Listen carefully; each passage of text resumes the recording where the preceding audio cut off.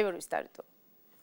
শ্রেষ্ঠ অদম্য নারী পুরস্কার 2026 পেলেন সাবেক প্রধানমন্ত্রী ও বিএনপির প্রয়াত চেয়ারপারসন খালেদা জিয়া সহ 6 জন।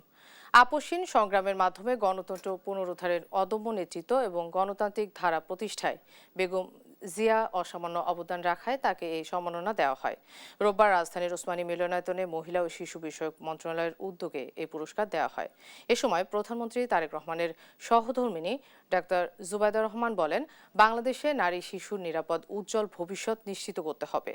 নারী দিবসে সততা, মর্যাদা ও সামাজিক ন্যায় বিচারের অঙ্গীকারের আহ্বান জানিয়ে তিনি বলেন, নারী যখন এগিয়ে যায়, জাতিও এগিয়ে যায়।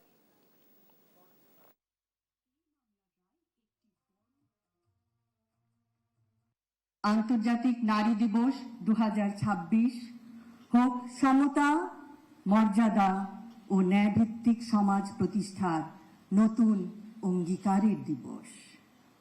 আজকের পদক্ষেপ আগামীর ন্যায় বিচার, সুরক্ষিত হোক নারী ও কন্যার অধিকার।